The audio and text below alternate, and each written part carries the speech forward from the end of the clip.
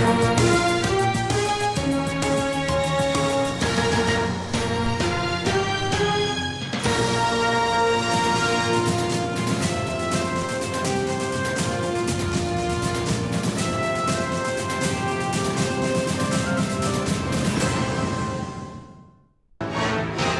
6 दफा एमएलए बना हूँ, मेरी अपनी हैसियत है।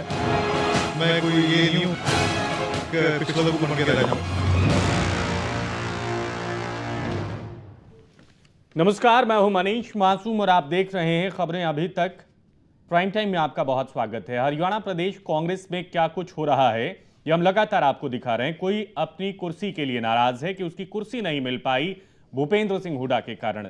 कोई कहता है कि असमान विकास हुआ है, कोई कहता है कि उसकी हैसियत को सिमटा दिया है, समेट दिया है, दायरा बहुत छोटा कर दिया है उसके लिए। और ऐसा कहने वाले कोई और नहीं बल्कि कैप्टन अजय सिंह यादव हैं, जिनको कि हरियाणा मंत्रिमंडल में हम वरिष्ठ मंत्री के तौर पर देखते आए हैं। अजय सिंह यादव पिछले 9 साल 9 महीने से हरियाणा में मंत्री हैं। अचानक से वो नाराज हो गए हैं। पहली बार उनकी नाराजगी नहीं आई है, कभी नाराज रहे, कभी माने, कभी नाराज रहे, कभी माने, और अब की दफे तो इस कदर नाराज हुए हैं कि उन्होंने कहा है कि मैं मंत्रिमंडल से इस्तीफा देता हूं। इस्तीफा दे दिया है, इस्तीफा स्वीकार नहीं हुआ है।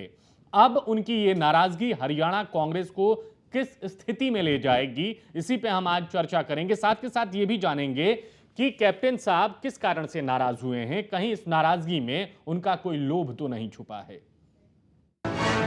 मैं 6 दफा एमएलए बना हूँ, मेरी अपनी हैसियत है। मैं कोई ये नहीं हूँ कि पिछले लोग बन के रह जाऊँ। बिजली मंत्री कैप्टन अजय यादव ने मंत्री पद से इस्तीफा दे दिया है। इस्तीफे के बाद हरियाणा की राजनीति गर्मा गई है, लेकिन कैप्टन मंत्री पद से इस्तीफा देने के बाद भी कांग्रेस छोड़ने से इनकार कर रहे हैं।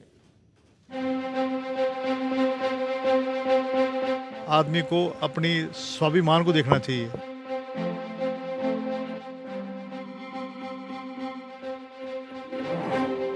मैं किसी का पिछलग्गू बनकर नहीं रह सकता, अपने स्वाभिमान के साथ समझौता नहीं कर सकता। मेरा भी अपना वजूद है, मेरी अपनी हैसियत है। 6 दफे विधायक रहा हूं। ये दर्द, ये पीड़ा, ये नाराजगी है कांग्रेस नेता और बिजली मंत्री कैप्टन अजय यादव की। कैप्टन ने नाराजगी जताई, इल्जाम लगाया, भेदभाव का आरोप मढ़ा सीएम भूपेंद्र सिंह हुड्डा पर और दे दिया मंत्री पद से इस्तीफा। मैं 6 दफा एमएलए बना हूँ। लोगों ने मुझे इसलिए नहीं बनाया कि मैं एक पिछलग्गू बन के रह जाऊँ। मेरी अपनी हैसियत है। लोग मुझे चुन के भेजते हैं, तो मैं कोई ये नहीं हूँ कि मैं किसी का पिछलग्गू बन के रहूँ। मेरी अपनी एक जगह है और मैं समझता हूँ कि आज के समय में आदमी को अपनी स्वाभिमान को देखना चाहिए। कैप्टन साहब ने इस्तीफा तो दिया, लेकिन चौधरी बीरेंद्र की तरह कांग्रेस से किनारा करने की धमकी नहीं दी। सोनिया गांधी पर विश्वास जताया और पार्टी के अंदर रहकर ही भेदभाव मिटाने का संकल्प लिया। मैं कांग्रेस का लॉयलिस्ट हूँ। सोनिया गांधी को अपने नेता मानता हूँ। मैं कांग्रेस में रहूँगा। मैं किसी को इस बात का भ्रम नहीं होना चाहिए मैं कांग्रेस पार्टी छोड़ूंगा। मैं कांग्रेस में रहूँगा और कांग्रेस में रह के ही संघर्ष करेंगे। अब तक कैप्टन साहब ने जो भी कहा, जो भी आरोप लगाए, वो तो समझ में आ रहा है, लेकिन सवाल ये है कि 9 साल 9 महीने सत्ता सुख भोगने के बाद ही आखिर मंत्री जी को सरकार में इतनी खामियां क्यों नजर आई। समझ में नहीं आया तो मंत्री जी का एक और बयान सुनिए, समझ में आ जाएगा। मुख्यमंत्री की जो है दावेदारी नहीं होती है, जिसे एमएलए और हमारी जो पार्टी अध्यक्ष चाहेगी वो बनता है। अगर मेरे लिए कहते हैं, मैं साधु संत थोड़ी ना हूं। अगर वो कहेंगे तो मैं तैयार हूं। अब समझ में आया, दरअसल अजय यादव की नजर भी मुख्यमंत्री की कुर्सी पर है और वो तभी मिल सकती है जब पार्टी में रहकर ही हुड्डा पर इल्जाम लगाया जाए, आरोप लगाकर उन्हें किनारे किया जाए। अब सपना देखने का हक सबको है। अजय यादव ने भी देखा, इसमें कोई बुराई नहीं, लेकिन सपना साकार होता है या ये सपना कांग्रेस नेताओं की नींद उड़ाकर पार्टी की नैया डुबा देता है, ये तो समय बताएगा। चंडीगढ़ से मनोज के साथ ब्यूरो रिपोर्ट, खबरें अभी तक। एक प्रदेश एक कांग्रेस, लेकिन मुख्यमंत्री बनने की चाहत रखने वाले अनेक। जो कुछ भी कहा है कैप्टन अजय यादव ने, उसमें कहीं से भी इस बात को हमने ढांपा हुआ नहीं पाया कि कैप्टन यादव ये नहीं चाहते कि वो उनको मुख्यमंत्री का मौका मिले तो उससे वो किनारे हो जाएं। मुख्यमंत्री बन सकते हैं, वो इससे इनकार नहीं किया है और पार्टी के अंदर रहेंगे। हमारे साथ कुछ मेहमान हैं, उनसे आपको मिलवा देते हैं, फिर इस खबर पे बातचीत करेंगे। हमारे साथ कांग्रेस पार्टी की तरफ से पंकज खरबंदा जी हैं, आपका बहुत स्वागत है सर। हमारे साथ दिनेश अग्रवाल जी हैं, इंडियन नेशनल लोकदल की तरफ से आपका बहुत स्वागत है। राष्ट्र कुमार दहिया जी हैं, भारतीय जनता पार्टी की तरफ से आपका बहुत स्वागत है। राष्ट्र कुमार दहिया जी खास इसलिए हैं क्योंकि अमित शाह ने एक नुस्खा दिया है कि कोई कहीं से भी आता है, अगर आना चाहता है तो बीजेपी में ले आओ। हमारे editor in chief Umesh Joshi ji हैं, चर्चा में आपका भी बहुत स्वागत है। पंकज खरबंदा जी, पहली बात आप कहेंगे, इस पूरी घटनाक्रम को देखने के बाद आप अपनी तरफ से इस चर्चा के दौरान पहली बात क्या कहेंगे? पहली बात तो यही है कि देखो, परिवार के अंदर कई झगड़े, कोई बातें होती रहती हैं। उन्होंने किसी बात का गुस्सा किया है, वो मुख्यमंत्री जी के पास जाके उस बात को, पहले भी सॉल्व होती रही है, पहले भी उन्होंने एक दो बार इस बातों पे गुस्सा किया और फिर वो मान गए हैं जी। तो जो भी उनकी नाराजगी है वो मुख्यमंत्री जी के पास जाकर उस चीज़ को, गिले शिकवे को हमारे दूर हो जाएंगे। ऐसी कोई बात नहीं कि हमारे बीच में कोई इस चीज़ का कोई वो है। किस चीज पे आपके यहाँ पे होता है ये बताइए। नहीं, ये अगर कुछ नहीं है तो क्या होगा तो आपको लगेगा कि हाँ कोई बात हुई है?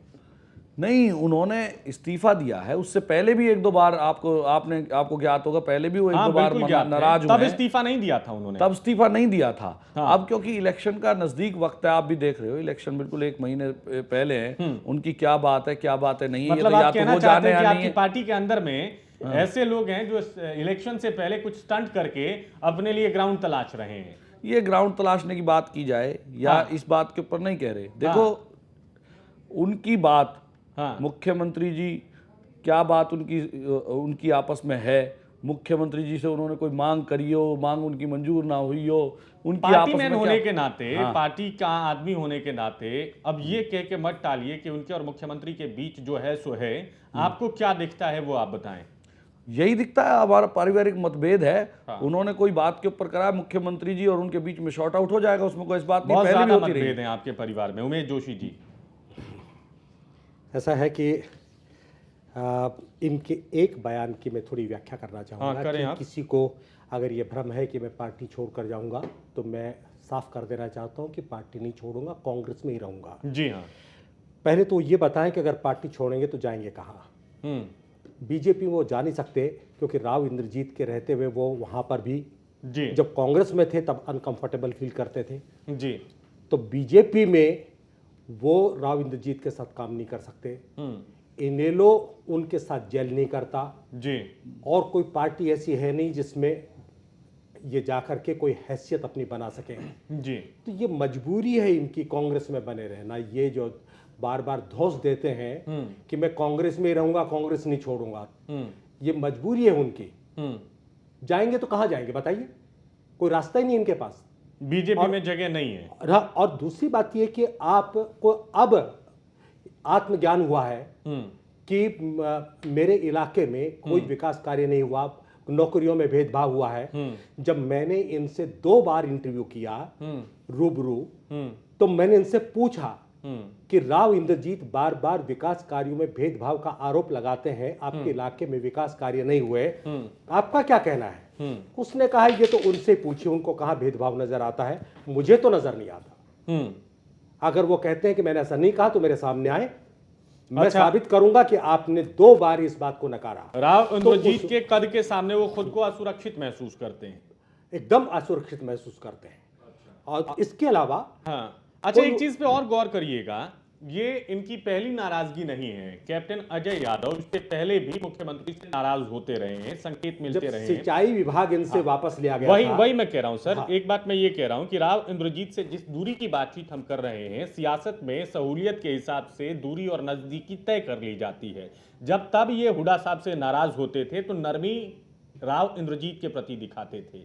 तो क्या समय बदलने के साथ उनका जो डर है कि उनके कद के नीचे दब ना जाए राव इंद्रजीत के, वो डर इनके मन से निकल जाए और ये नया विकल्प तलाशने लगे अपने लिए?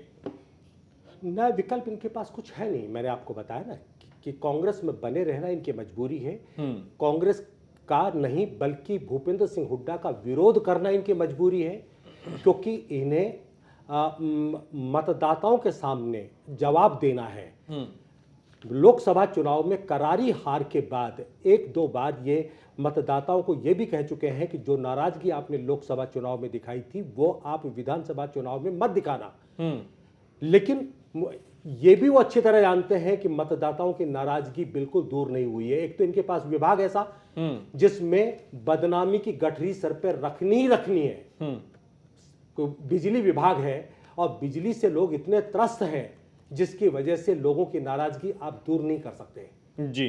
तो इसके बाद अपने बेटे को एस्टेब्लिश करना है, उनको टिकट दिलवाने के लिए इन्हें एक इस तरह का नाटक करना है कि बारी बारी से सर, सब मुद्दों पे बारी बारी से और एक बात का मैं खास तौर से जिक्र करूंगा कि कुछ महीने पहले खुद बलबीर पाल शाह को मनाने जाते हैं कि देखिए रूठना ठीक नहीं है।